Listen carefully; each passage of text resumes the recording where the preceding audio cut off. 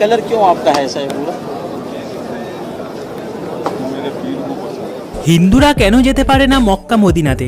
অনেক আগে থেকেই শুনে আসছি, আর আজকাল সোশ্যাল মিডিয়াতে তো শোনাই যায় যে মক্কা মদিনাতে ভগবান শিবকে বন্দী করে রাখা হয়েছে।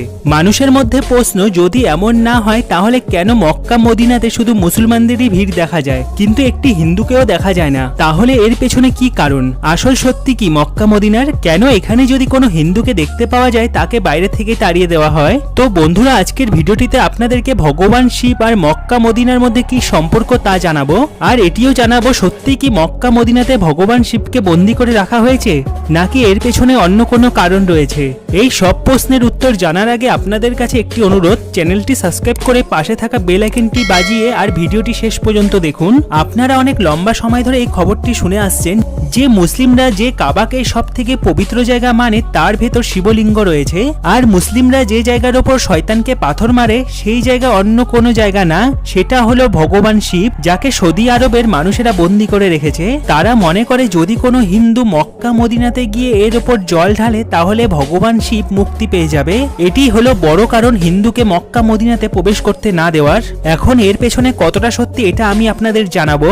তার আগে আপনাদের এটা জানা জরুরি যে কেন মক্কা মদিনা মুসলিমদের জন্য এত গুরুত্বপূর্ণ পবিত্র জায়গা। সৌদি আরব একটি পুরো ইসলামিক দেশ, যেখানে ইসলাম ধর্মকে প্রধান মানা হয়। এখানে পেট্রোলিয়াম অনেক বড় মাত্রায় পাওয়া যায়, এই জন্য এটি একটি উন্নত দেশ। সৌদি আরবের রাজধানী রিয়াদ, আর এখানকার কারেন্সি হলো রিয়াল। কিন্তু এখানকার রাজধানী থেকেও বেশি এখানে দুটি বিখ্যাত শহর রয়েছে, একটি হলো মক্কা আর একটি হলো মদিনা। এই দুটি শহর শুধুমাত্র সৌদি আরবে বসবাসকারী মুসলিমদের জন্য না, বরং পুরো দুনিয়ার সব মুসলমানদের কাছে অনেক বেশি গুরুত্বপূর্ণ পবিত্র জায়গা। এর পেছনে সব থেকে বড় কারণ এখানে প্রত্যেক বছর লক্ষ লক্ষ মুসলমান দেশ বিদেশ থেকে এখানে আসে। এটি মুসলমানদের কাছে তীর্থস্থান। হিন্দুদের মধ্যে যেমন এটা মানা হয় যে এই চারটি ধামের যাত্রা করলে মানুষের সব পাপ দুঃখ কষ্ট শেষ হয়ে যায়, ঠিক এর মতো ইসলাম ধর্ম এমন মানা হয় যে মক্কা মদিনার মতো পবিত্র জায়গা দর্শন করার পর মানুষ খুদার খুব প্রিয় মানুষ হয়ে যায়। এই কারণে সব মুসলিমদের এটা স্বপ্ন থাকে যে সে মৃত্যুর আগে একবার হলেও হজের যাত্রা অবশ্যই করবে। এই জায়গার গুরুত্ব আপনারা এটা শুনে বুঝতে পারবেন। মুসলিম দুনিয়ার যে কোনো জায়গা থেকে নামাজ পড়ুক না কেন, সে সব সময় কাবার দিকে মুখ করেই নামাজ পড়েন। যেমন ভারতে বসবাসকারী মুসলিমরা পশ্চিম দিকে মুখ করে নামাজ পড়েন, কারণ ভারত থেকে মক্কা পশ্চিমে অবস্থিত। আর মুসলিমরা এটাও মানে পশ্চিম দিকে মুখ করে মিথ্যে বলা অপরাধ। বন্ধুরা, যখন মানুষ হজের যাত্রা করতে যায় তখন কাবার চারদিকে ঘোরে, আর এটি হজের গুরুত্বপূর্ণ একটি বিশেষ অংশ। তো বন্ধুরা, মক্কা মদিনার সম্পর্কে আপনারা তো অনেক কিছু জানলেন, কিন্তু এখন এই সব ছবির সত্যতা জানাও খুব জরুরি, যা আজকাল সোশ্যাল মিডিয়াতে অনেক ভাইরাল হচ্ছে। এমনকি মানুষ এই সব কিছু বিশ্বাসও করে আসছে।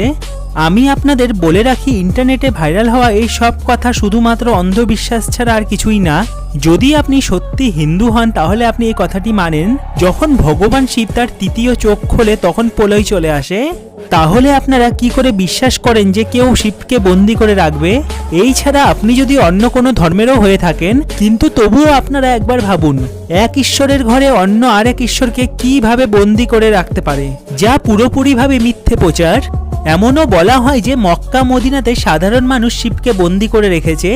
তাহলে এটা তো এই কথা হয়ে গেল, মানুষ বলল যে চাঁদকে মাটিতে নিয়ে আসবে, আর আপনারা তা বিশ্বাস করে নিলেন যে সে যখন বলল চাঁদকে মাটিতে নিয়ে আসবে তাহলে নিয়ে আসবে। আরে কিছু নিজেরও তো বুদ্ধি থাকে। সবাইকে বিনাশ করা শঙ্কর ভগবানকে কি কেউ বন্দী করে রাখতে পারে? অনেক মানুষ আছে যারা বিশ্বাস করে না যে এখানে শিবকে বন্দী করে রেখেছে, কিন্তু তারা এটা মানে যে মক্কা মদিনাতে শিবলিঙ্গ রয়েছে। কিন্তু আমি আপনাদের বলবো এমন কিছুই নেই। আসলে মুসলমান যখন হজ যাত্রায় যায় তখন মক্কার পাশে অবস্থিত লম্বা পিলারের গায়ে শয়তানকে পাথর মারার নিয়ম রয়েছে। তাই সবাই এখানে পাথর মেরে হজের যাত্রা পুরো করে। শয়তানকে পাথর মারার নিয়ম পুরো 3 দিন পর্যন্ত হয়, কিন্তু বকরি ঈদের পর এই নিয়ম শুরু হয়। তাই সব হজ যাত্রী এই সুযোগে শয়তানকে পাথর মারার নিয়ম পুরো করে।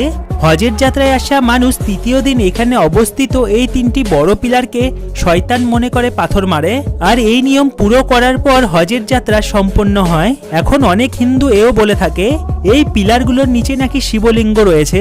তো বন্ধুরা, এমনটা একদমই ভুল। এই পিলারের নিচে কোনো শিবলিঙ্গ নেই।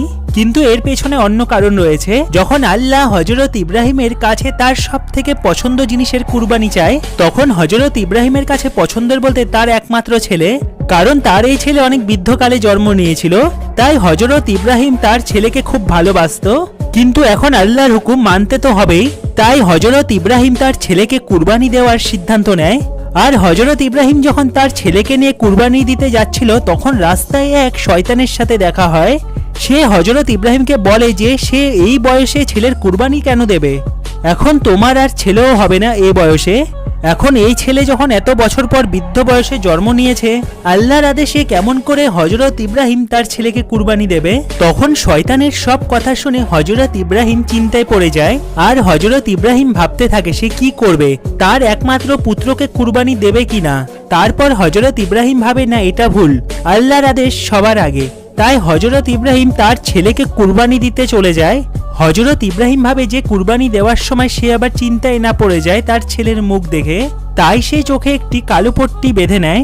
কিন্তু আল্লাহ কি কারোর সাথে কোনো খারাপ করতে পারে? সে তো হযরত ইব্রাহিমের পরীক্ষা নিচ্ছিল। এই পরীক্ষায় হযরত ইব্রাহিম পুরো পাশ হয়ে যায়। তাই আল্লাহ হযরত ইব্রাহিমের ছেলের বদলে কুরবানি দেওয়ার জন্য একটি বকরাকে দাঁড় করিয়ে দেয়। এই জন্য বকরা ঈদের দিনে বকরার কুরবানি দেওয়ার পরম্পরা চলে আসছে। এটাই কারণ হজ যাত্রী যখন কোনো জানোয়ারের কুরবানি দিয়ে দেয় আর ওই শয়তানকে পাথর মারতে চলে আসে, যে হযরত ইব্রাহিমকে আল্লাহর কথা না মানার পরামর্শ দিচ্ছিল, এই পাথর মারার নিয়মের সাথে সাথে তারা এটাও আল্লাহকে কথা দেয় যে কোনো শয়তান তাদের কোনোদিনও তাদের কথার জালে ফেলতে পারবে না। সেই শয়তান বাইরের দুনিয়ার হোক বা তাদের মনের শয়তান হোক, তারা সব সময় পবিত্র মন দিয়ে আল্লাহকে ভালোবাসবে। আসলে এগুলো শিবলিঙ্গ নয়, এই তিনটি পিলার হলো শয়তানের প্রতীক, যার উপর পাথর মেরে মানুষ শয়তানকে মারার চেষ্টা করে। এছাড়া অনেক মানুষের মধ্যে এটাও প্রশ্ন ঘোরে, যদি এমন কিছু না থাকে তাহলে ওখানে হিন্দুদের যাওয়ার অনুমতি নেই কেন?